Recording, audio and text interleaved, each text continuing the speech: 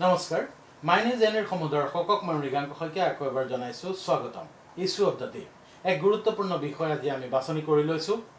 আহোমসকলৰ ইতিহাস আৰু গৰ্গ চেটাৰ্জীৰ দুঃসাহস হয় যিটো বিষয়ক লৈ অসম তোলপাৰ হৈ আছে যিটো বিষয়ক লৈ অসমবাসী আকৌ এবাৰ ক্ষুণ্ণ হৈ পৰিছে তেনে এটা বিষয় আজি আমি আলোচনা কৰিম আৰু এই বিষয়টো আলোচনা কৰিবলৈ আমি ষ্টুডিঅ'লৈ আমন্ত্ৰণ জনাইছোঁ বিশিষ্ট শিক্ষাবিদ ডক্টৰ দয়ানন্দ বৰগোহাঁই ডাঙৰীয়া নমস্কাৰ তেখেত উচ্চতৰ মাধ্যমিক শিক্ষা সংসদৰ বৰ্তমানৰ অধ্যক্ষ আৰু তেখেত পূৰ্বাঞ্চল টাই সাহিত্য সভাৰ সভাপতি তথা যোৰহাটৰ যি চুকাফা সমন্বয় ক্ষেত্ৰ আছে তাৰ উপসভাপতি বৰগোহাঁই ডাঙৰীয়া আমাৰ ষ্টুডিঅ'ত এইখিনি সময় দিয়াৰ বাবে আপোনাক প্ৰথমতেই ধন্যবাদ জনাইছোঁ হয় এই বিষয়টো সন্দৰ্ভত ইতিমধ্যে নিশ্চয় আপুনি অৱগত যে পশ্চিমবংগৰ এজন নিজকে জাতীয়তাবাদী বঙালী নেতা বুলি দাবী কৰা লোকে এজন ব্যক্তিয়ে তেওঁক আচলতে ব্যক্তি সম্বোধন কৰিবলৈ বেয়া লাগিছে এজন লোকে অতি তুচ্ছ মানৰ মন্তব্য কৰিছে যি মন্তব্যক লৈ সমগ্ৰ অসমবাসী আহোম সম্প্ৰদায় স্বয়ং মুখ্যমন্ত্ৰী সৰ্বানন্দ সোণোৱাল ক্ষুণ্ণ হৈ পৰিছে তেখেতক গ্ৰেপ্তাৰৰ নিৰ্দেশ দিয়া হৈছে কিন্তু তেওঁ চালে বেৰে কোবোৱা যুক্তিৰে তেওঁ আৰু তেওঁৰ সমৰ্থকসকলে ওলোটাই মুখ্যমন্ত্ৰী সৰ্বানন্দ সোণোৱালকহে আক্ৰমণ কৰিছে এই বিষয়টো সন্দৰ্ভত আপোনাৰ প্ৰাৰম্ভিক মন্তব্য কি হ'ব চাওক অসমীয়া জাতি বহু কষ্টৰ বিনিময়ত হোৱা এটা জাতি গঠন প্ৰক্ৰিয়াটো যদি ভালদৰে অনুধাৱন কৰা যায় এই ক্ষেত্ৰত যি ত্যাগ আৰু কষ্টৰ বিনিময়ত জাতিটো গঠন কৰি উঠিছে যিসকল মানুহে এই কথাবোৰ নাজানে সেইসকল মানুহেহে এনেকুৱা তুলুঙা মন্তব্য দিয়ে আৰু গৰ্গ চেটাৰ্জী বংগভাষী মানুহ তেওঁ পশ্চিমবংগত থাকে বা নাথাকে এইটো বেলেগ কথা কিন্তু কোনো কথা নজনাকৈ ইতিহাস সম্পৰ্কে কোনো ধৰণৰ ভাল জ্ঞান নথকাকৈ বা নপঢ়াকৈ তেওঁ যিকোনো মন্তব্য দিয়াটো যিকোনো ধৰণৰ সভ্য মানুহে এইটো কেতিয়াও স্বীকাৰ নকৰে গ্ৰহণো নকৰে আৰু তেওঁ কোৱা কথাটোৱে অসমীয়া জাতিৰ যিটো হৈ আহিছে সেইটো নোহোৱাও কৰিব নোৱাৰে আৰু চুকাফাৰ ক্ষেত্ৰত তেওঁ যিটো মন্তব্য দিছে সেইটো মানুহে জানে আৰু এইটো বুৰঞ্জীৰ কথা ইতিহাসৰ কথা ইতিহাস সম্পূৰ্ণ ই নিষ্ঠুৰ আৰু ই কাকো ক্ষমা নকৰে আচল কথাটো যিটো হ'ব সেইটোৱে হ'ব গতিকে চুকাফা ইয়ালৈ আহি কি কৰিছিল তেওঁ ক'ৰ পৰা আহিছিল কি কথা এইবোৰ মানুহে জানে তেওঁ আহি এনেই ঘপককৈ তেওঁ চাইনিজ এজন আক্ৰমণকাৰী কিবা কৰি এইটো কৈ দিলে নহ'ব আৰু এই ক্ষেত্ৰত আজি সমগ্ৰ অসম আজি কেৱল আহোম মানুহ বুলি নহয় আহোম সম্প্ৰদায়ৰ মানুহে ক্ষুণ্ণ হৈছে বুলি নহয় সমগ্ৰ অসমীয়া মানুহ ক্ষুণ্ণ হৈছে আনকি মুখ্যমন্ত্ৰীও এই ক্ষেত্ৰত বৰ দুখ পায় তেওঁ নিজৰ বিভাগক নিৰ্দেশ দিছে যে তেওঁক ধৰি আনিব লাগে মই এইখিনিতে মাজতে আপোনাক ক'ব মোৰ মন্তব্য এটা যোগ দিব খুজিছোঁ যে অসমীয়া জাতি ইমান থুনুকা নহয় যে কোনোবা গৰ্গ চেটাৰ্জী নামৰ এজন মানুহে কৈ দিলে যে চুকাফা এজন বিদেশী প্ৰব্ৰজনকাৰী আছিল এনেকৈ কৈ দিয়াৰ লগে লগে কিন্তু অসমীয়া জাতিৰ মেৰুদণ্ড বা অসমীয়া জাতিৰ ভেটিটো থৰক বৰক হৈ নাযায় কেতিয়াও নাযায় আৰু এইটো নজনা মানুহে কৈছে আটাইতকৈ ডাঙৰ কথা হ'ল যে আমি অসমীয়া মানুহখিনিয়ে আমাৰ যিটো গৌৰৱোজ্জ্বল ইতিহাস কেনেকৈ অসমীয়া জাতি হ'ল চুকাফা অহাৰ বহু আগৰ পৰা অসমীয়া জাতিৰ গঠন প্ৰক্ৰিয়া চলি আছে আনকি কুৰুক্ষেত্ৰৰ যুদ্ধটো ইয়াৰ পৰা ভগদত্তই পাটৰ চোলা পিন্ধি যোৱা বুলি আমি প্ৰবাদ আছে কিংবদন্তি আছে প্ৰবাদ আছে গতিকে তেনেকুৱা এটা জাতি কাইলৈ আজি কোনোবাই কিবা কৈ দিব ধ্বংস হৈ যাব এইটো সম্ভৱ নহয় আৰু চুকাফাৰ ক্ষেত্ৰত যিটো তেওঁ কথা কৈছে এইটো একেবাৰে একো নজনাকৈ কৈছে তেওঁ মৌমাওৰ পৰা আহিছিল মৌ মানে ৰাজ্য মাও মানে এখন ৰাজ্য সেইটো নডাউট এখন বাৰ্মাৰ নহয় ম্যানমাৰৰ বাৰ্মাৰ আৰু চাইনাৰ সীমাত যিখন নৈ আছে আজিকালি ৰুইলি বুলি কয় সেই ৰুইলিৰ সিটো পাৰৰ পৰা তেওঁ আহিছিল পাটকাই নহয় তো ৰুইলিৰ সিটো পাৰৰ পৰা আহিছে সেইখিনি এতিয়া চাইনাৰ ইউনান প্ৰদেশ আৰু সেই ইউনান প্ৰদেশটোত এতিয়াও right from Kunming বাওচান then Ruili এই গোটেই এৰিয়াটোৱে চান বংশৰ মানে টাই বংশৰ মানুহে মোৰ দেন 80% 90% বসবাস এতিয়াও কৰে তাৰ পৰা তেওঁলোক সেই নৈখন পাৰ হৈ আহি 14 বছৰ প্ৰায় 1227 কিলোমিটাৰ সেইটো আমি এতিয়া যিটো বিচাৰি পাইছোঁ সেইটো আৰু 14 ঠাইত থাকি তেওঁ আহি ইয়াত লেক অফ নো ৰিটাৰ্ণ যিটো আমি কওঁ যে মানে Myanmar border border Burmese border যিটো আছে সেই লেক অফ ন' ডেটা নংয়াং হ্ৰদৰ পাৰত তেওঁ প্ৰায় 2 বছৰ আছে। তাৰপিছত 1228 চনৰ 2 ডিচেম্বৰ, এইটো 16 আঘোণ আছিল, দিনচেং বুলি কয় আহোম ভাষাত। তো 16 আঘোণৰ দিনা তেওঁ পাটকাই পাৰ হৈ অসমৰ মাটিত ভৰি দিছে। আৰু ভৰি দিয়ে তেওঁ মুখৰ পৰা এটা কথা আপুনি ওলাইছিল, ম্যুংডুন চুনখাম, সোণৰ বাগিচাৰে ভৰা দেশ, সোণৰ বাগিচাৰ দেশ। তাৰমানে আঘোণ মাহ, ইয়াত তাত খেতি তেতিয়াও কৰিছিল। খেতি কি ধৰণে কৰিছিল বেলেগ কথা, এইটো হিঁচা খেতি আছিল। পানী খেতিটো তেওঁহে আনিছে, পানীত ৰোৱাটো। তো হিঁচা খেতি দেখি তেতিয়া ধান পকিছে, এই সোণোৱালী ৰূপটো দেখি কৈছিলে তেওঁ ম্যুংডুন চুনখাম। আৰু তেওঁ আহি প্ৰথমে টিপামত অলপ দিন থাকিল। তেতিয়াতো কি কমিউনিকেশ্যন, তেওঁৰ লগত 9,000 মানুহ আহিছিল। বহুতে বেলেগ বেলেগ ধৰণে কয়, কিন্তু মন্ত্ৰী দুজন, এইটো থাউলুংমুং, এতিয়া বৰগোহাঁই, বুঢ়াগোহাঁই, চুমচিৰিং যি লিখিব জানিছিল, মোহন দেওধাই বাইলুং,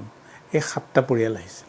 ৰজা, মন্ত্ৰী দুজন, চুমচিৰিং আৰু মোহন দেওধাই বাইলুং, এই 7টা পৰিয়াল। 7টা পৰিয়াল। সৈন্য আহিছিলে 1080, সেইটো আটাইবোৰ বুৰঞ্জীতে আছে। আৰু বাকী মানুহবোৰ খেতি কৰা মানুহ। বুৰঞ্জীত বেলেগ বেলেগ ধৰণেৰে মানুহে ব্যাখ্যা কৰিছে, কিবা কৰিছে, এইটো বেলেগ কথা। এইটো খাটাং যে তেওঁৰ লগত 1080 যোদ্ধাৰো আহিছিল। আৰু এইটো মানে লাইফ ডেডিকেটেড ৱাৰিয়ৰ, যিটো যেনেদৰে পিছতো হৈছিল। মাজত তেওঁ বিশেষ যুদ্ধ হোৱা নাই, নাগা এখন গাঁৱে দিগদাৰ কৰিছিলে, তাৰ বাহিৰে বিশেষ আৰু একো হোৱা নাই। কিন্তু ইণ্টাৰেষ্টিং, 14 years পাহাৰে কন্দৰে আহিছে। হাতী 2টা আনিছে, এজনী মাইকী এটা মতা, 300 ঘোঁৰা আনিছে লগত। সেইবোৰ লৈ মেলি আহি তেওঁ অসমত ভৰি দিছে। টিপামত অলপ দিন থাকিল। টিপামত থকাৰ পাছত তেতিয়া কমিউনিকেশ্যন কি, নৈহে, দিহিঙেদি ভটিয়ালে, দিহিঙেদি ভটিয়াই গৈ ব্ৰহ্মপুত্ৰ পালে। তাৰ আগতে তেওঁ খুৰং বুলি এডোখৰ ঠাই আছে, আজিকালি খোৱাং। খুৰং মানে স্বৰ্গৰ দুৱাৰ, তাত তেওঁ উঠি চাইছিলে, প্ৰসিদ্ধ ৰঙালাও ওলায়। আৰু তাৰ অলপ আগতে লাই বুলি এখন নৈ আছে, তিলৈ। টি মানে ওখ, লাই মানে প্ৰথম ওখ মাটি। কিন্তু তাত ঠাই কম দেখি নাথাকি তেওঁ আকৌ দিহিঙত নামি ব্ৰহ্মপুত্ৰত উঠিলে। ব্ৰহ্মপুত্ৰত নামি ব্ৰহ্মপুত্ৰখন পাৰ হৈ দিলে। পাৰ হৈ দি তেওঁ হাবুং ধৰিলে। হাবুঙত তেওঁ 4 বছৰ থাকিলে। তাত বানপানী হোৱাৰ কাৰণে আকৌ ব্ৰহ্মপুত্ৰত ভটিয়ালে। বেছি নভটিয়াই দিখৌৱেদি উজালে। দিখৌৱেদি উজাই সেই কাহিনীবোৰ বৰ্ণনা কৰা আছে। হয়, হয়। তো দিখৌৱেদি উজাওঁতে তেওঁ সোঁফালে মানুহে পানী খোৱা ঘাটবোৰ গণি গণি গৈছে, হিচাপ কৰি গৈছে। তো গৈ 2000 পালে পানী খোৱা ঘাট। 2000 আহোম ভাষাত চাম, 2 চাম, ৰিং মানে হাজাৰ, চামৰিং কওঁতে আমাৰ মুখত চাৰিং হৈ থাকিলে। সেইটোৱে চাৰিং, যোৰহাটৰ চাৰিং, সেইটোৱে চাৰিং এৰিয়া। তেওঁ গৈ চামটক পালে, আমাৰ মুখত এতিয়া চন্তক হ'ল। চাম মানে 2, টক মানে তোলা, 2 তোলা। তেওঁ ক'ব খুজিছিলে যে টিপামৰ পানীতকৈ চামটকৰ পানী মানে চন্তকৰ পানীৰ 2 তোলা ওজন বেছি। তেতিয়াই তেওঁ কৈছিল যে এইফালে লু আছে, লু আইৰণ, লু আছে, যিহেতু পানীটো ওজন বেছি। আৰু সঁচাকৈ তিৰু পাহাৰত লু ওলাল। পিছত তিৰুৱাল বৰুৱা আছিলে নহয়। আমাৰ অসমীয়া মানুহে এতিয়া বুজি নাপায়, যে ভাবিছে যে লু এতিয়া জামছেদপুৰৰ টাটা, আমুক লু। অসমৰ লু ক'ত আছিল? Nobody news. আমি আলোচনাই কৰা নাই, সেইবোৰ বিষয়ে আমি গৱেষণাও কৰা নাই। লু ইয়াতে ওলাইছিল, নহ'লে ইমান ডাঙৰ ডাঙৰ বৰটোপ, নাঙলৰ ফাল, হেংদান ক'ৰ পৰা বনাইছিল? এই কথাবোৰ অসমীয়া মানুহে আজিকালি ভালকৈ আমি ভবাই নাই। কিন্তু আমি আকৌ এইটো কথালৈ যাম, আমি ইতিহাসৰ আৰু বহুত আহোম ইতিহাসৰ বহুত নজনা কথা আপোনাৰ পৰা জনাৰ চেষ্টা কৰিম। কিন্তু কোনটো দৃষ্টিৰে, যি সময়ত দেশৰ ধাৰণাই নাছিলে, কোনটো দৃষ্টিৰে এই যিজন বঙালী জাতীয়তাবাদী, তেওঁ কোনটো দৃষ্টিৰে ক'বলৈ সাহস কৰিলে যে চুকাফা এজন পৰিব্ৰাজক আছিল? সাহস কৰা ভাল, কিন্তু দুঃসাহস কৰা বেয়া। আমিও সাহস আমাৰ থকা ভাল, কিন্তু দুঃসাহস থকাটো ভাল নহয়। তেওঁ দুঃসাহস কৰি কথাটো কৈছে, এইটো নীতিকে কোনো কৈছে নাই, দুঃসাহস কৰি কৈছে তেওঁ নীতিকে। আৰু চুকাফাই যিটো ধাৰণালৈ প্ৰথমে কাম কৰিছিল, মই এটা উদাহৰণ দিলে আপুনি বুজি পাব। এই চন্তকৰ পাছত তেওঁ নগৰ, ৰাই, জিলিকা, দয় পাহাৰ, নগৰৰ ওপৰত পাহাৰৰ ওপৰত জিলিকা নগৰ, আমাৰ মুখত চৰাইদেউ হৈ থাকিল হয় সেই চৰাইদেউত তেওঁ ৰাজধানী পাতিছিল 1253 ৰাজ্য সীমাসীমা 1253 চনত 1253 সীমাসীমা নাই বোলে মই আজিৰ পৰা মই ৰাজ্য ঘোষণা কৰিলোঁ হ'ল তাত এটা ঘটনা ঘটিছে সিদিনাখন তেওঁ এটা ভোজ দিছে চামৰিং মানে এইটো চাৰিঙৰ মানুহ কছাৰী মানুহ এইখিনি দিখৌৱে গোটেই পাৰটো কছাৰী মানুহ তেওঁৰ লগত বৰাহী আৰু মৰাণ লগত আহিছে যিহেতু বৰাহীৰ ৰজা থামিথুমা আৰু মৰাণৰ ৰজা ঠাকুমঠা এই দুয়োজনৰ ভনীয়েক দুজনী আছিলে দুয়োজনীক তেওঁ বিয়া পাতিছে তেওঁ মিতিৰ হৈছে মিতিৰ হৈ বৰাহীয়ে দেখুৱাইছে চৰাইদেউ ঠাইডোখৰ ইয়াত তহঁতে ৰাজধানী পাত আৰু তাতে ৰাজধানী পাতি তেওঁ বগা ঘোঁৰা এটা বলি দিছে বুলি কৈছে নিজৰ মৰমৰ আটাইতকৈ ভাল ঘোঁৰাটো বলি দি ভোজ দিছে আৰু কি দি বাকীবোৰ দিছে কছাৰী মানুহো আহিছে বৰাহী মৰাণ লগত আছেই লগত থকা মানুহখিনি আছে তেতিয়া ভোজ খোৱাৰ পাছত ৰাজ্য ঘোষণা কৰাৰ পাছত তেওঁ ক'লে খাই কেনেকুৱা পালে আপোনালোকে সুধিছে কি ভাষাত কৈছে মানুহে কি বুজিছে ইমেটেৰিয়েল ভাষা নিশ্চয় চান কৈছে কিন্তু চিংফৌ মানুহবোৰে ভাষা চান ভাষা জানিছিল চিংফৌবোৰে লোকেল ভাষাও জানিছিল সেইকাৰণে দুভাষী নিশ্চয় চিংফৌ মোৰ মতে আৰু বৰাহী মৰাণৰ লগত চিংফৌ কথা গতিকে বুজাইছিল তেতিয়া ক'লে আটাইবোৰে ক'লে বৰ ভাল কিন্তু বৰাহী মানুহ এজনে ক'লে বৰ নাই ভাল লগা নাই তহঁতি জানা নাই বনাব চুকাফাৰ ৰজা ডেক্লাৰ কৰিছে সেইদিনা ৰাজ্য সিদিনাখন কৈছে তহঁতি বনাব নাজানো তেওঁ লাজ পাইছে কিন্তু লাজটো মানে নিজৰ অহংকাৰটো দেখুওৱা নাই যিটো প্ৰভোকেশ্যন দেখুওৱা নাই নেদেখুৱাই তেওঁ কি ক'লে হয় নেকি তেতিয়াহ'লে কাইলৈ তহঁতি বনাই খোৱাবি পিছদিনা বৰাহীয়ে বনাই খোৱালে ইমান টেষ্ট পালে একেখিনি বস্তুৱে খুৱাইছে ইমান টেষ্ট পালে যে সিদিনাখনৰ পৰা তেওঁ নিজক ৰান্ধনিখিনি উলিয়াই দিলে কিটচেন কাক এৰি দিয়ে যাক আটাইতকৈ বেছি বিশ্বাস কৰে বৰাহীয়ে যেতিয়া কিটচেন পাই গ'ল এণ্টায়াৰ বৰাহী মাৰ্চ দি আহোমৰ লগত মিলি গ'ল আজি বৰাহী মানুহ নাই নহয় ক'ত বৰাহী মানুহ আছে নাই বৰাহী মানুহ মিলি গৈ মই ক'ব খোজা কথাটো হ'ল the first step of assimilation started from that very day first step of assimilation যে জাতি এনেকেই মানে এটা জাতি সোমাই গ'ল গোটেইটো তেনেকৈ চুকাফাই সাতৰাজ মাৰি একৰাজ তেনেকৈ ইয়াত চুতীয়া আছিলে বৰাহী আছিলে মৰাণ আছিলে কছাৰী আছিলে ভূঞাজ আছিলে আঘেৰ সুন্দেৰী আছিলে আৰু কোচবোৰ আছিলে চবৰে সৰু সৰু চিফটিয়ানছ কিংডম এই আটাইবোৰ মানুহ তেওঁৰ দিনত হোৱা নাই কিন্তু তেওঁ যিটো ষ্টেপ লৈছিল সেই ষ্টেপৰ যোগেদি গোটেই মানুহবোৰ লগ লাগিবলৈ বাধ্য হ'ল অকল দুখন যুদ্ধ হৈছে এখন চুতীয়াৰ লগত হৈছে চুতীয়া ৰজাই আহোমৰ ৰজা চুতুভাক মাৰি দিয়াৰ কাৰণে এখন যুদ্ধ হ'ল চুতীয়া ৰাজ্য হ'ল ধ্বংস হ'ল মানে ভাঙি চুতীয়া মানুহবোৰ যেনি তেনি বিলালে যাতে বিদ্ৰোহ কৰিব নোৱাৰে আৰু কছাৰীতো 1532 চনত হৈছে বহু দিনৰ পাছত প্ৰায় 300 বছৰ ওচৰ আছে ধনশিৰিটো সীমা ধনশিৰিতে মাছ মৰাক লৈয়ে কাজিয়া কছাৰীৰ লগত চুহুংমুং দিহিঙা ৰজা তেতিয়াই 69-70 years তেওঁ সেনাপতি হৈ আহিছে ডেটচুং যুদ্ধত হাৰিছে কছাৰী ৰাজ্য আহোম ৰাজ্যৰ অন্তৰ্ভুক্ত এই দুখনেই যুদ্ধ তাৰ বাহিৰে ক'তো যুদ্ধ হোৱা নাই তো মানুহবোৰৰ লগত মিলা মিছা কৰি নিজৰ ভাষাটোকে এৰি দিলে আৰু কোনো পধ্যে এই দৃষ্টিকোণেৰে চালে কোনো পধ্যে চুকাফাক আক্ৰমণকাৰী সজাব নোৱাৰি হ'লে মানে মানুহক গোট খাই কয় নেকি আজিৰ পৰা তহঁতি মোৰ কিটচেনত চাবি যদি আক্ৰমণকাৰী হয় এনেধৰণৰ ৰাজনৈতিক কৌশল বা বৈবাহিক সম্বন্ধ হয় বা মিলা মিছাৰ নিজৰ ৰাজ্য বৰ্তমান আৰু কিয় বাওঁফালে গ'ল দিখৌ সোঁফালে কিয় নগ'ল 2000 মানুহে পানী খোৱা ঘাট এটা ঘাটত যদি 6জন মানুহে খাইছে 12,000 মানুহ তেওঁ যুদ্ধ কৰিবলৈ মন নাই আৰু কোনোবা আক্ৰমণকাৰী যেতিয়া হয় তেতিয়া তেওঁলোক আহে যুদ্ধ জিকি লুটপাট কৰে আৰু গুচি যায় চুকাফাই ইয়াত থাকিবলৈ আহিছিল আৰু তেনেকুৱা এজন মানুহক আজি এনেদৰে আক্ৰমণকাৰী বুলি বেয়া কথা আৰু তাৰ ভিতৰত পিছতো বহুত কাহিনী আছে যিবোৰ কাহিনীৰ যোগেদি অসমীয়া জাতিটো গঠন কৰা মুঠতে ত্যাগ ছেক্ৰিফাইচ চবেই ছেক্ৰিফাইচ কৰিছে আটাইবোৰে ছেক্ৰিফাইচ কৰাৰ পাছত জাতিটো হৈছে আৰু কেনেকুৱা জাতি হৈছে মুছলিম আক্ৰমণ আটাইতকৈ ফোৰ্চফুল 17 বাৰ আক্ৰমণ কৰিছে লাচিত বৰফুকনক সহায় কৰা মুছলিম মানুহ আছিলে হয়নে কেলৈ আছিলে তাহাঁতিতো ইছলাম মানুহে আক্ৰমণ কৰিছে হিচাপ মতেতো লাচিতক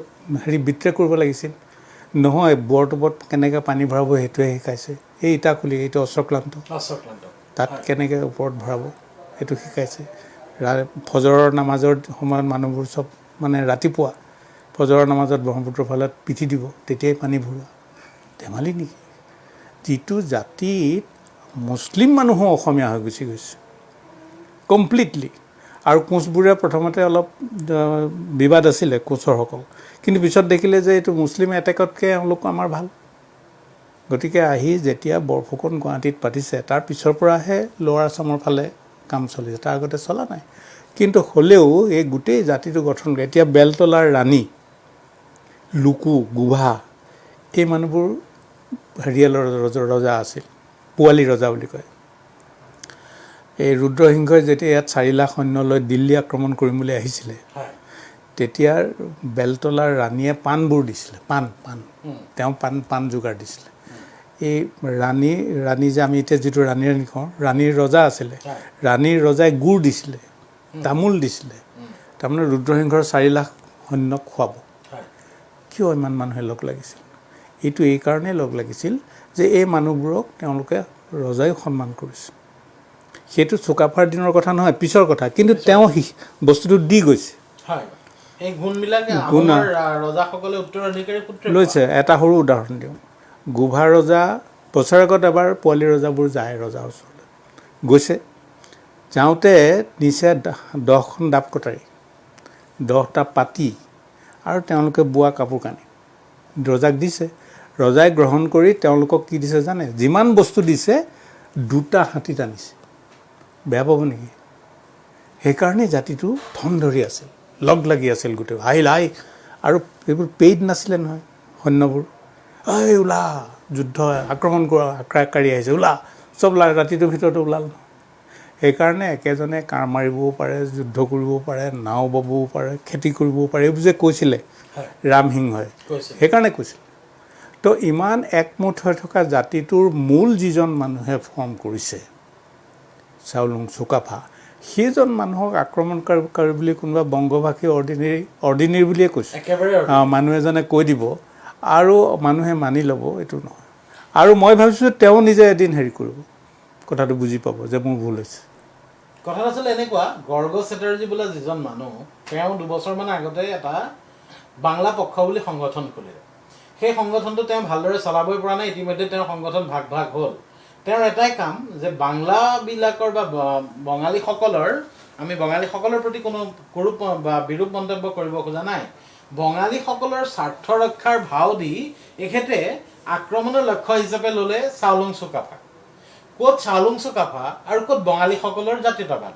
কোনোপধ্যে কোনো প্ৰকাৰে নিমিলা কথা এটা তেওঁ সাঙুৰি লৈ অসমৰ মুখ্যমন্ত্ৰী সৰ্বানন্দ সোণোৱালক আক্ৰমণৰ লক্ষ্য কৰি ল'লে। মোক আপুনি এটা কথা কওকচোন, begging apology two Bengali nationality. ভাৰতবৰ্ষৰ বহুত যুদ্ধ হ'ল, মুছলিমৰ লগত হ'ল, মোগলৰ লগত হ'ল, আমুকৰ লগত হ'ল। বঙালী সম্প্ৰদায়ৰ মানুহে কেতিয়াবা যুদ্ধ কৰিছিল নে ক'ৰবাত? এ ছিংগল ৱাৰ উইথ সম্বডি আছে নেকি বুৰঞ্জীত ক'ৰবাত? নাই। তেতিয়াহ'লে যুদ্ধ কি নেজানেই, জাতীয়তাবাদ কি নেজানেই, নিজস্বতাটো কি নেজানেই, ব্ৰিটিছসকল অহাৰ পাছত ব্ৰিটিছক খেদিবৰ কাৰণে কেইজনমান মানুহে তেওঁলোকৰ ত্যাগ আছে। আৰু সুভাষ বসুৰ কাৰণে সমগ্ৰ ভাৰতবৰ্ষই তেওঁক নেতা বুলি মানে, নেতাজী সুভাষ বসু। ভাৰতবৰ্ষৰ মানুহে জানে কাক আচলতে স্বীকৃতিটো দিব লাগে। এই গৰ্গ চেটাৰ্জীয়ে ক'লে নহ'ব বা নক'লে নহ'ব নহয়। আৰু সেই জাতীয়তাবাদ আপুনি ইংৰাজসকলে আহি যেতিয়া কলকাতাত বন্দৰ পাতিলে, কলকাতাত তেওঁলোকে ঘাটি পাতি ল'লে, আৰু তাৰ পিছৰ পৰা তেওঁলোকৰ আচলতে বিকাশ অধিক ইংৰাজী শিকিল, আমাতকৈ অসমীয়াতকৈ আগে ইংৰাজী শিকিল। যেতিয়া 1836 ইয়ালৈ ব্ৰিটিছবোৰ আহিলে, 1826 বছৰ আৰু 10 বছৰ চলিছেতো ৰাজ্যখন। 1836 অহাৰ পাছত এই যে কাম চলাবলৈ ইংৰাজী জানিব লাগিব নহয়, সেই মানুহখিনিক আনিলে। তাহাঁতি আমাতকৈ প্ৰায় 100 বছৰ আগতে ইংৰাজী শিকাৰ কাৰণে ব্ৰিটিছবোৰক ব্ৰিটিছৰ কথাটো হ'ল কি, চলিব লাগে ৰাজ্যখন আৰু ইয়াৰ লুটপাট আৰম্ভ কৰিব লাগে। তেল ওলাল, কয়লা তেওঁলোকে চাহপাত কৰিলে, কয়লা ওলাল, এইবোৰ যেনে তেনে নিব লাগে সেইটো। গতিকে সেইবোৰ নিবৰ কাৰণে যাৰ সহায়ত তেওঁলোকে আমোলাটো চলাব, সেইখিনি মানুহ তেওঁলোকে আনি তেওঁলোকে এটা এচাত মাৰিছিলেতো আমাক যে অসমীয়া ভাষা বুলি নাই। হয় এইটো সময় সময় বিভিন্ন আচলতে এনেকুৱা এই গৰ্গ চেটাৰ্জীৰ দৰে মানুহৰ কাৰণে এই অসমীয়া আৰু বঙালীসকলৰ মাজত সংঘাতৰো সূচনা হয় এনেকুৱা মানুহবিলাকে যেতিয়া প্ৰৰোচনামূলক একোটা মন্তব্য কৰে নিজে বুদ্ধিজীৱীৰ ভাও ধৰি আৰু তেতিয়াই আচলতে গোটেই সমাজখনতে বিভেদৰ পৰিৱেশ এটাৰ সৃষ্টি হয় আৰু এতিয়া মুখ্যমন্ত্ৰী সৰ্বানন্দ সোণোৱাল আপুনি জানে যে সোণোৱাল ডাঙৰীয়া নিজে বৰ ধৈৰ্যশীল মানুহ এটা পৰ্যায়ত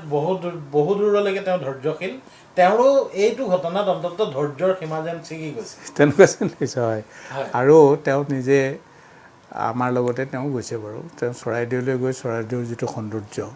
সেই সৌন্দৰ্যবোৰ উপভোগ কৰি তেওঁ এদিন মোক নিজে কৈছিল মই এদিন প্ৰাইম মিনিষ্টাৰক আনিম ইয়ালৈ আৰু এইটো ৱৰ্ল্ড হেৰিটেজ চৰাইদেউ হ'ব লাগে গতিকে তেওঁ ইনিচিয়েটিভো লৈছে এতিয়াও যি পাৰে কৰি আছে এই পেণ্ডেমিকৰ কাৰণে ভাইৰাছ পেণ্ডেমিকৰ কাৰণে বহুত বস্তু হেৰি হৈ গৈছে এইটো বেলেগ কথা কিন্তু তেওঁৰ হি ন'জ দি হিষ্ট্ৰী মোক এদিন কৈছে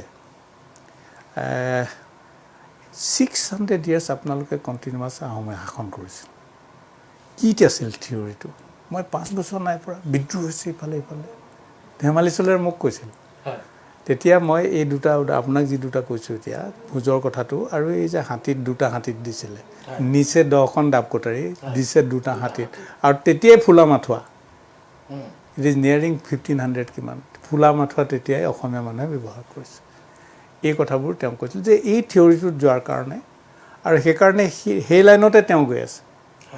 সৰ্বানন্দ সোণোৱালে যে সেই লাইনতে গৈ আছে মানুহে যিয়ে যিক নকৰক লাগে সেই লাইনতে গৈ আছে তেওঁ নৰনাৰায়ণকো জনাইছে ভাস্কৰ বৰ্মনকো জনাইছে চুকাফাকো সন্মান জনাইছে কণ্টিনিউৱাছলি মিচিঙৰ হেৰিও কৰিছে আহোমৰ মেডাম মেফিও কৰিছে চুকাফা দিৱস অসম দিৱসকো তেওঁ কৰিছে এইবোৰ এটা সেই থিয়ৰিটোত তেওঁ আনিব বিচাৰিছে ৰাজ্যখন আৰু তাৰ মাজতে এনেকুৱা গৰ্গ চেটাৰ্জীৰ দৰে নেতাৰ আস্ফালন গৰ্গ চেটাৰ্জীৰ প্ৰসংগৰে আমি ক'ব খুজিছোঁ যে অসমত মাজে সময়ে এটা সংঘাতৰ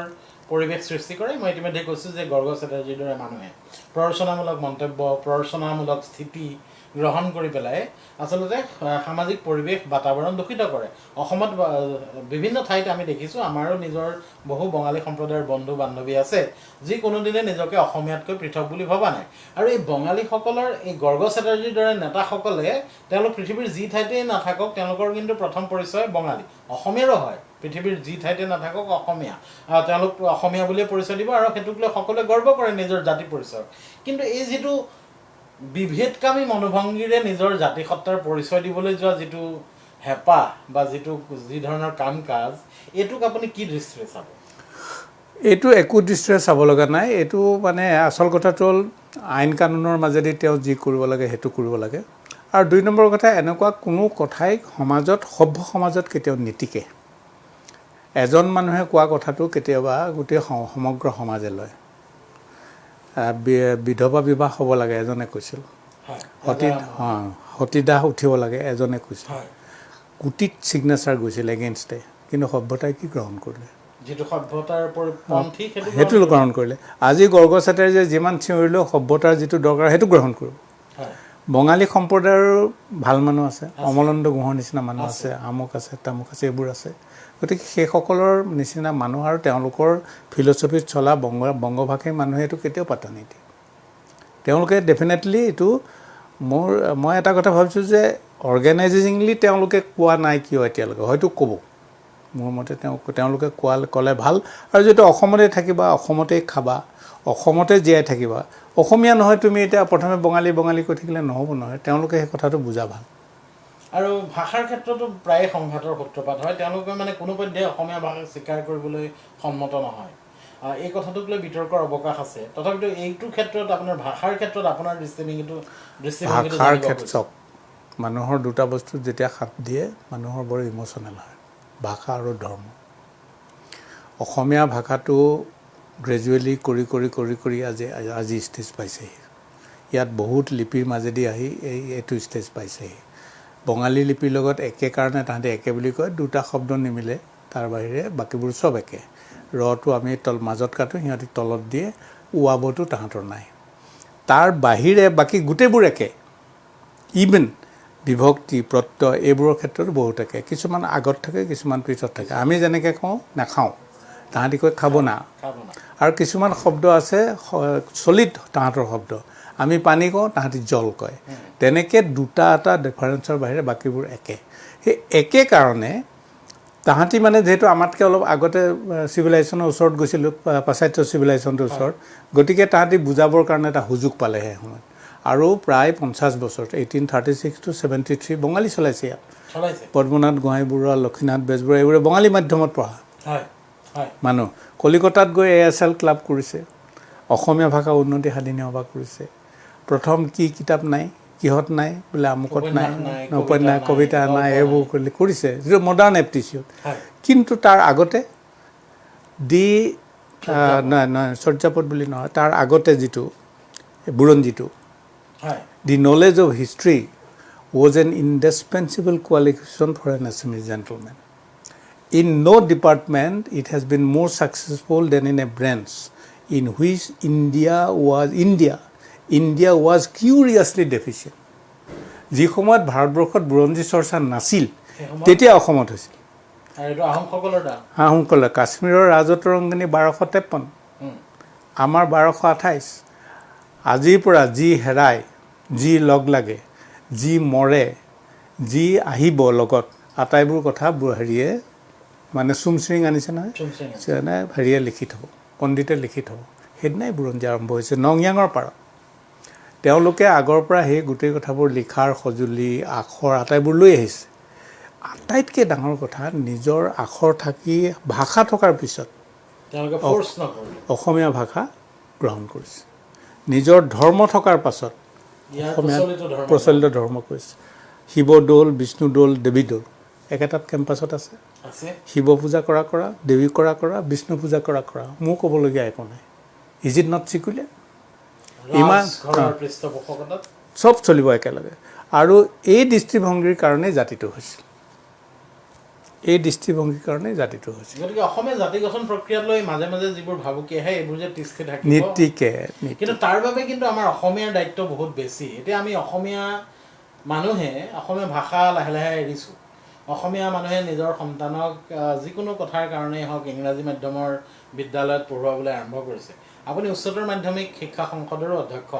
গতিকে সংসদৰ অধ্যক্ষ হিচাপে এই বিষয়টোৰ ওপৰত আপোনাৰ মন্তব্য কি মইতো এটা সাংঘাতিক কাম এটাই কৰিলোঁ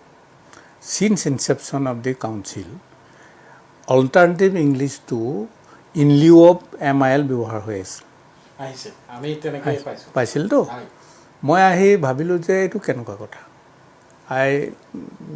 মানে analyse through out the states of India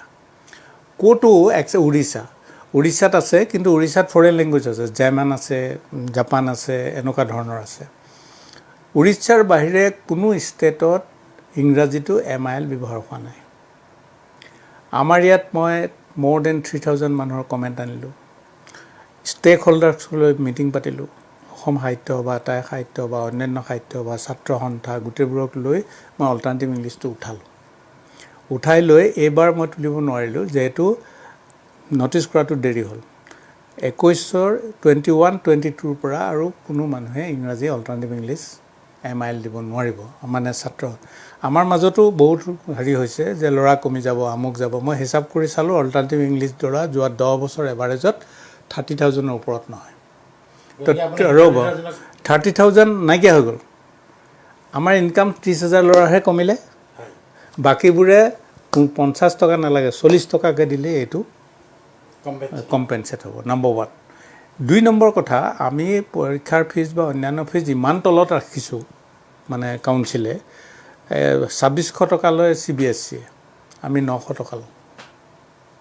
এনে কথাটো কৈছোঁ গতিকে আৰু 100 টকা ল'ৰা ছোৱালী দিবলৈ একো বেয়া নাপাওঁ গতিকে এইটো আমি নাইকিয়া মই অসম সাহিত্য সভাৰ ৰহা অধিৱেশনত কৈ আহিছোঁ অসম সাহিত্য সভাই 100 বছৰত একো কৰিব নোৱাৰিলে অসমীয়া ভাষাৰ কাৰণে আপোনালোকে যিবোৰ কৰিছে এইটো কৰিছে বুলি নাভাবিব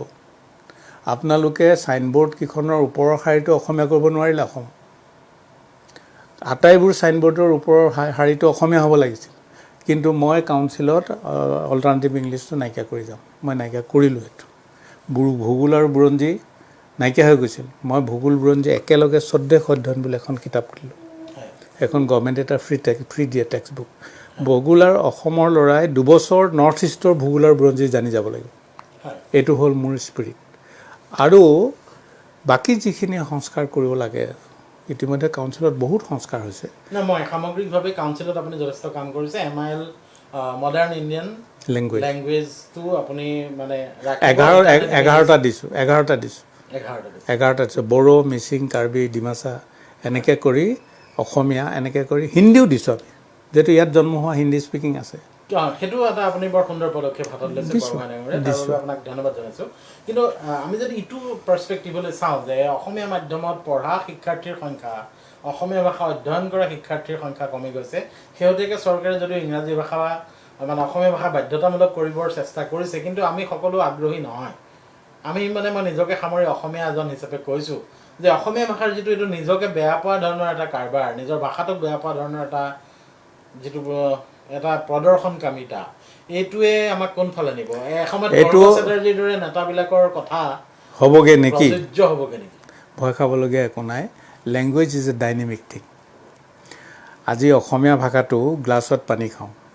টেবুলত লিখোঁ চাৰ্ট পিন্ধোঁ পেনেৰে লিখোঁ কণ্ডাক্টৰে পইচা তোলে নাইট ছুপাৰত যাওঁ সোমাল ইংৰাজী ভাষাটো চহকী কিয় বহুত শব্দ গোটাই লৈছে আমিও আটাইবোৰ লৈ আটাইবোৰ কথা মেজ হ'ব লাগিব টেবুল হ'ব নালাগিব পিয়লা হ'ব লাগিব গ্লাছ হ'ব নালাগিব এনেকুৱাবোৰ কথা ধৰি থাকিব নালাগে এইবোৰ একচেপ্ট কৰি যাব লাগিব একচেপ্ট কৰি গৈ সেইটো চেপতে অসমীয়া ভাষা জীয়াই থাকিব এইবোৰ ভয় খাবলগীয়া একো নাই কিন্তু এই ভাষাটোৰ যিটো সৌন্দৰ্যৰ মাধুৰ্যতা আইজনীও কোনোবাই ক'ব পাৰিব নেকি জয় আই অসম কওকচোন কোনোবাই জয় আই ভাৰত কওক ভাল লাগিব নেকি তেতিয়াহ'লে এই ভাষাটোৰ যিটো মাধুৰ্য এই মাধুৰ্যতাটো ৰ'ব আমি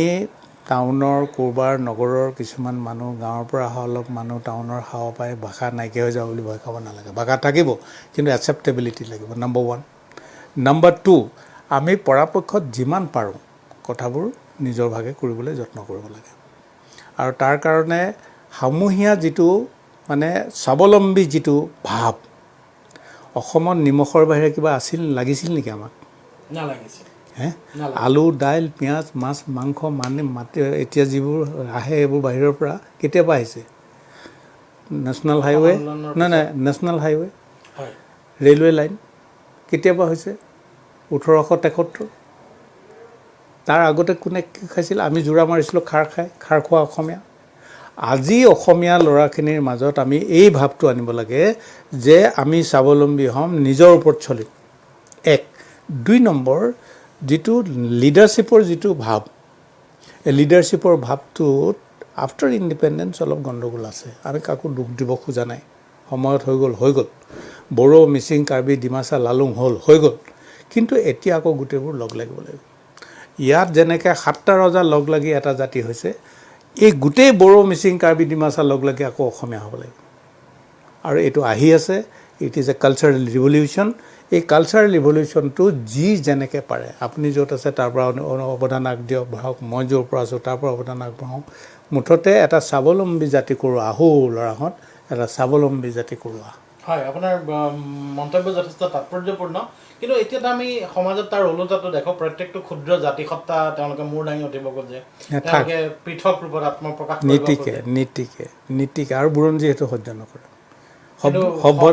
সকলোৱেতো নিজৰ জাতিসত্তা ক্ষুদ্ৰ ক'লে কি হ'ব সত্তালৈ ব্যস্ত 3 কোটি 30 লাখ মানুহ আমি 3 কোটি 30 লাখ গোটেই গাল সোমাই আছোঁ পৃথিৱীৰ মানুহ কিমান 770 কোটি ভাৰতবৰ্ষৰ মানুহ 130 কোটি 3 কোটিৰ ভিতৰৰে কোনোবা 20 লাখ কোনোবা 25 লাখ কোনোবা 40 লাখ ক'ত টিকিব 3 কোটিয়ে টিকা টান আছে নীতিকে নিজে যেতিয়া খুন্দা খাই উভতি আহিব সেই দিনটো যাতে খুন্দা খোৱা দিনটো যাতে আমি সোনকালে দেখুৱাব পাৰোঁ আচলতে ঘূৰি পকি সকলো এদিন বাধ্য আমি অসমীয়া আৰু আমি অসমৰ মানুহ আমি অসমীয়া এই কথাটো ক'বলৈ এদিন বাধ্য হ'বই লাগিব হ'ব হোৱাই উচিত নহ'বই মাজতে যিটো আমি ভংগুৰতা দেখিলোঁ সেইটো অলপ হুচি বায়ুগ্ৰস্ততা আছিল আৰু অলপ বেছি মানে চেল্ফ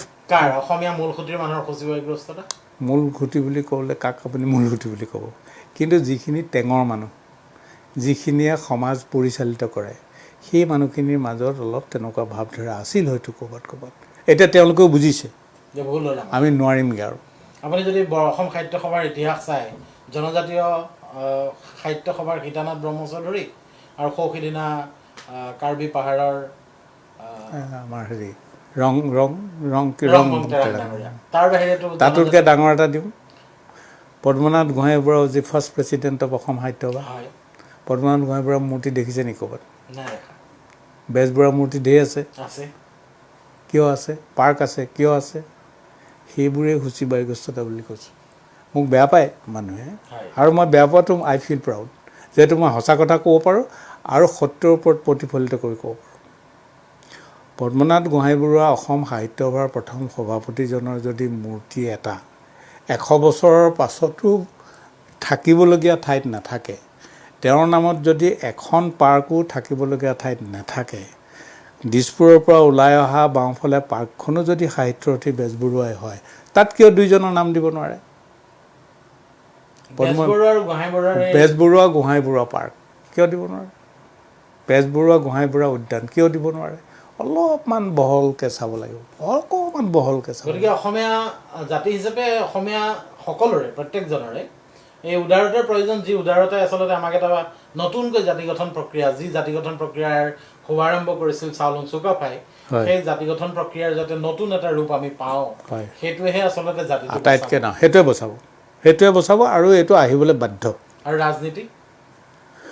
ৰাজনীতিয়ে ভাঙিছে নে গঢ়িছে ৰাজনীতিটো তাৰ নিজৰ লাইনত যাব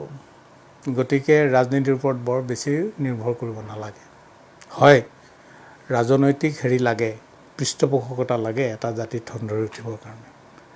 য'ত লাগে তাত ল'বলৈ যত্ন কৰিব লাগে আৰু এই সৰু সুৰা টেকনিকেল যিবোৰ কথাৰে কাম কৰিছে সেইটোও নীতিকিব মই ক'লোঁ এই যে বৰাকত বঙালী ভাষা না হওক সেইবোৰ হৈ থাকক বিটিআইটি বড়ো সেইবোৰ হৈ থাকক কিন্তু এজে হ'ল যেতিয়া চিনাকি দিব কি মই বড়ো বুলি কাক ক'বগৈ গৈ কেইজনক ক'বগৈ মই বড়ো কোনে পাত্তা দিব বড়ো মই বঙালী বুলি বৰাকৰ কেইটামান মানুহে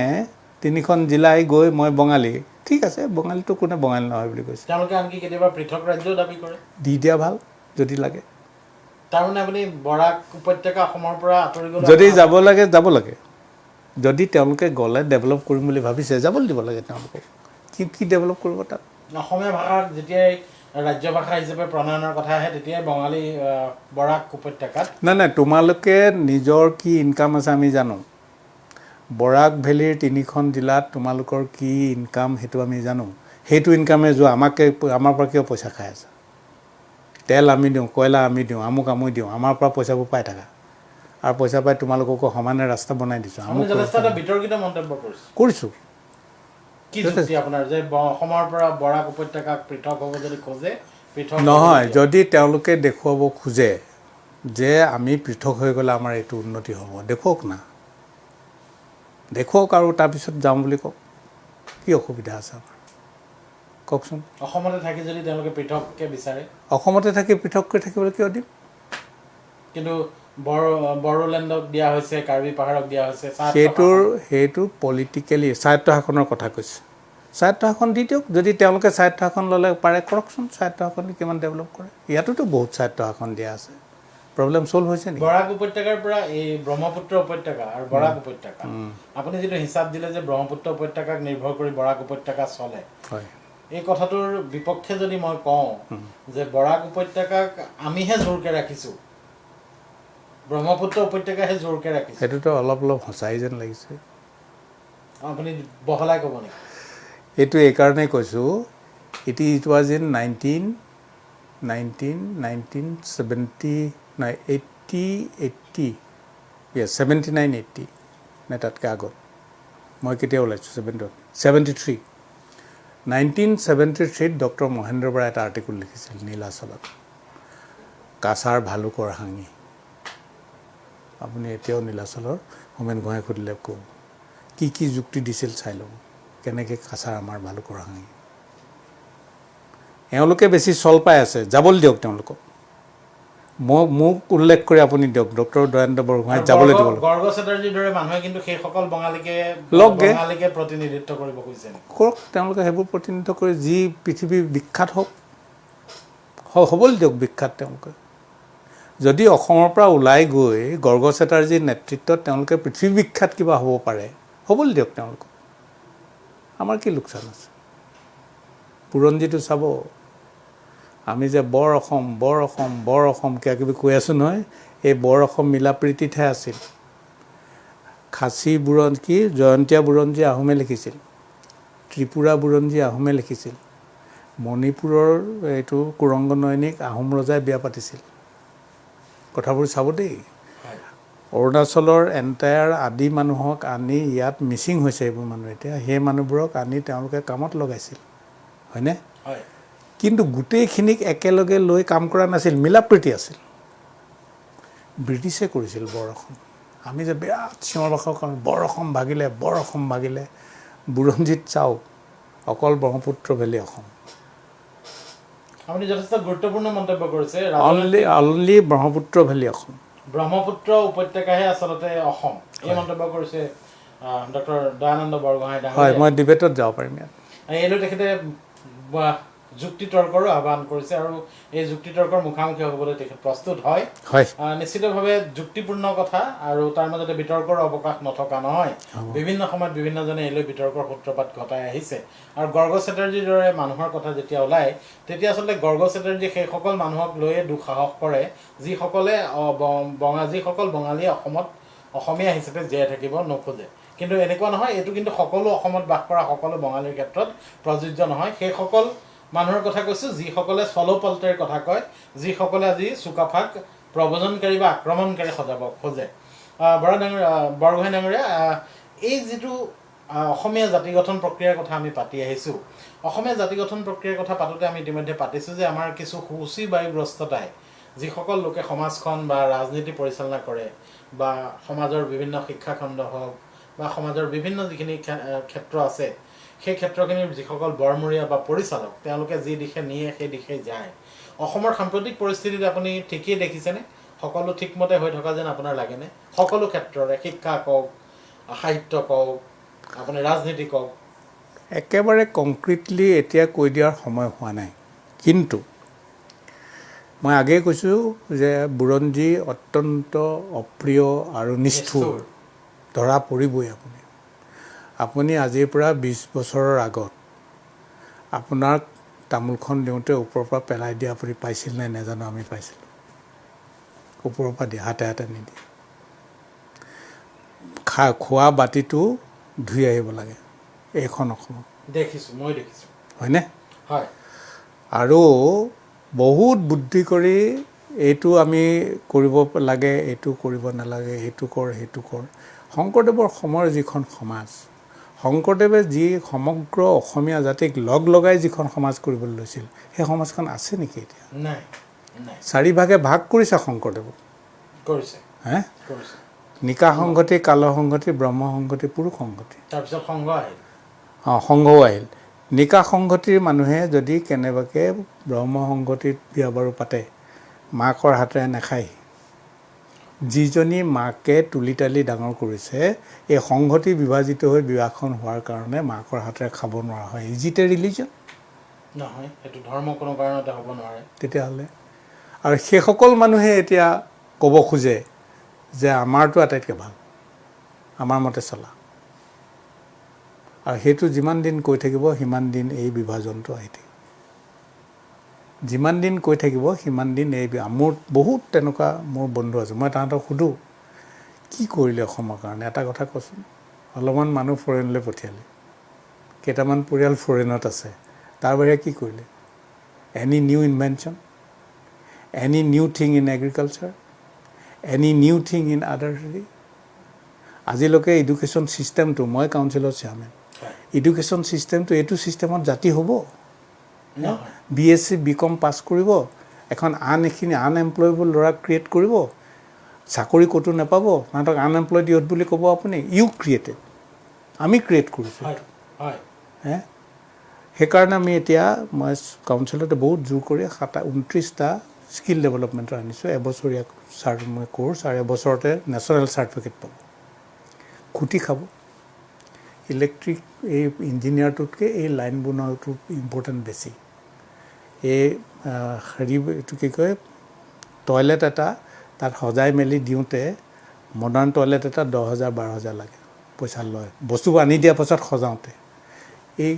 এই এচিটো ভাল কৰোঁতে পানী পৰে নহয় কেতিয়াবা বেয়া হয় সেইটো খোলোতে 1,000 টকা লয় এই কথাবোৰ অসমীয়া মানুহে বুজি আমাৰ অসমীয়া ল'ৰাই বুজি পাব লাগে হয় নিশ্চিতভাৱে বহু গুৰুত্বপূৰ্ণ কথা আমি পাতিছোঁ আৰু তাৰ মাজত আটাইতকৈ বিতৰ্কিত কথা এটা আহিছে যে তেখেতেই কৰিছে মন্তব্যটো মই আকৌ সেইটো প্ৰসংগলৈ ঘূৰি যাব গৈছোঁ যে বৰাক উপত্যকা অসম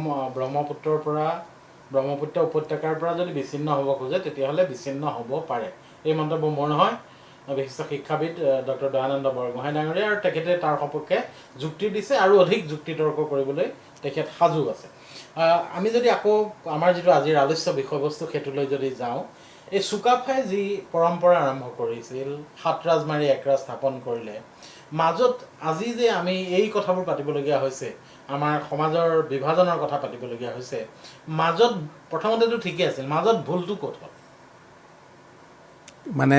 এই যে জাতি গঠন প্ৰক্ৰিয়াটো চুকাফা শংকৰদেৱে বিচৰাৰ কৰাৰ দৰে চলি যে নাথাকিল ইয়াতে ভুলটো কেৰমটো ক'ত সোমাল আফটাৰ ব্ৰিটিছে সোমালে নেকি না ব্ৰিটিছ অহাৰ পিছৰ পৰা হ'ল আপুনি সত্ৰ ৰজাই প্ৰতিষ্ঠা কৰিছে দেৱালয় কৰিছে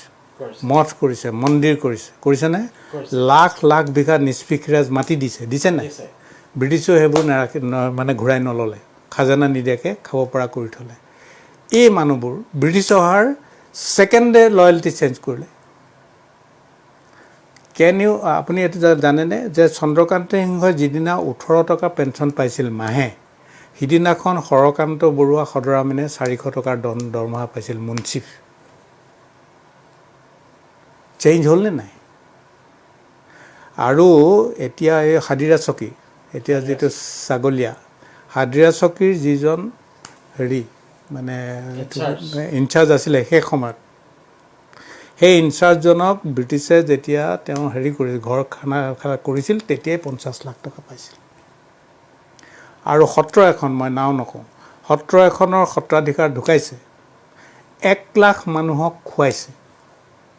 15,000তকৈ বেছি ব্ৰাহ্মণক 15 টকাকৈ পইচা দিছে কিমান পইচা আছিল তেওঁলোকৰ ৰজাৰ 18 টকা পেঞ্চন মাহিলী গণ্ডগোল ক'ত হ'ল ধৰিব পাৰিছে এতিয়া সেইটো কথাটো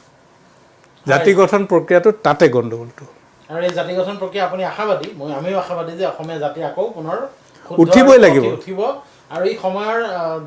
সময়ে দাবী কৰিছে যে অসমীয়া জাতি হিচাপে আকৌ সবল হৈ উঠাৰ সময় সমাগত